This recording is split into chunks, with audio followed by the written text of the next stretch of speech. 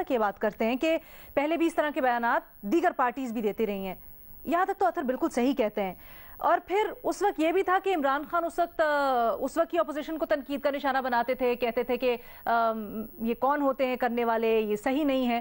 تو اب خان صاحب جب باہر ہیں حکومت سے تو خود وہی روش اپنائے ہوئے ہیں. بہت شکریہ علینا. ایک تو وہ ابھی جو بات کر رہے تھے اطہر، میں ذرا اس پہ بات کرنا چاہوں گا. انہوں نے موازنہ کیا موٹر وے پہ جو ریپ ہوا تھا اور ایک خاتون کا بھی جو ریپ ہوا ہے ٹرین میں. یہ اطہر کی بات بالکل درست ہے، میڈیا کو اتنی کوریج نہیں ملی. اطہر کے تجزیہ اس پہ مختلف ہے کہ وہ سمجھتے ہیں عمران خان کے بارے میں بغض ہے اس لیے اس کو زیادہ ہائی لائٹ کیا گیا. لیکن میری نظر میں پاکستان میں جب بھی یہ واقعہ کسی اربن شہر میں ہوگا، کسی بڑے شہر میں ہوتا ہے، کسی اپر مڈل کلاس خاتون کے ساتھ اگر ہو خدا نہ خواستہ، اور اس کو کمپیئر کریں کسی غریب کے ساتھ یہ واقعہ ہو کسی چھوٹے شہر میں، تو معذرت کے ساتھ میڈیا اتنا ہائی لائٹ نہیں کرتا. اس بات سے میں بالکل متفق ہوں. جتنے شوز ہم نے اس پہ کیے تھے اس پر آواز نہیں اٹھی. لیکن اس کی وجہ میری نظر میں یہ ہے کہ جب بھی کوئی اس طرح کے انفارچونیٹ واقعات ہوتے ہیں چھوٹے شہروں میں، میڈیا اس کو ہائی لائٹ نہیں کرتا. میں اپنا نقطہ نظر دینا چاہ رہا تھا. جہاں تک بات ہے عمران خان کیوں یہ بیانات دے رہے ہیں، فرسٹریشن ہے، غصہ ہے. سمجھتے ہیں کہ پریشر کے ذریعے صرف سڑکوں پہ رہ کر وہ اپنی منزل حاصل کر لیں گے، یعنی کہ الیکشن حاصل کر لیں گے، جو میری نظر میں اسٹریٹجی مکمل طور پہ درست نہیں ہے. اور جو انہوں نے بیان دیا کل، میرے خیال سے اس قسم کا بیان دینا نامناسب ہے. لیکن یہ بات بالکل درست ہے کہ اس بیان کو اینٹی اسٹیٹ کے طور پہ نہیں دیکھنا چاہیے، نہ تو اس کی آڑ میں ہمیں کوئی بغاوت کے مقدمے کرنے چاہیے، نہ ہی کسی کے خلاف غداری کے فتوے بانٹنے چاہیے.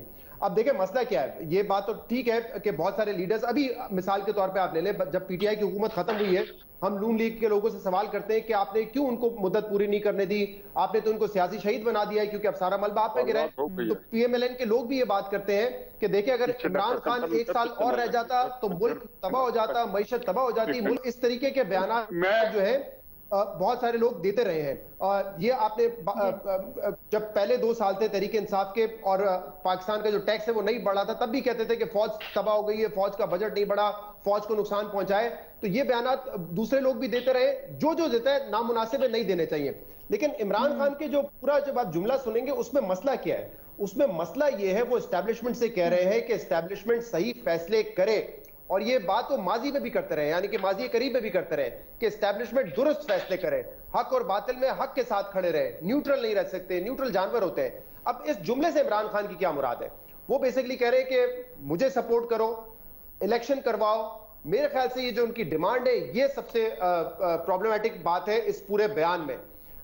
جب وہ کہتے ہیں کہ ہم اگر نیوٹرل ہیں تو آپ یہ التجا، آپ یہ دباؤ سیاسی جماعتوں پہ ڈالیں، ان سے آپ کا یہ مطالبہ درست ہے. آپ کیوں اسٹیبلشمنٹ کو بیچ میں لے کر آ رہے ہیں اور اسٹیبلشمنٹ سے یہ توقع کر رہے ہیں کہ یا تو وہ الیکشن کروائے یا تو وہ آپ کو سپورٹ کرے؟ میرے خیال سے یہ جو ڈیمانڈ ہے نا، یہ اس جملے میں سب سے زیادہ پرابلمٹک ہے. باقی اس قسم کی باتیں جو کہ بالکل نامناسب ہے، خاص طور پہ بڑے لیڈرز کو نہیں کرنی چاہیے، لیکن اس کو میں اینٹی اسٹیٹ کے زمرے میں نہیں دیکھتا.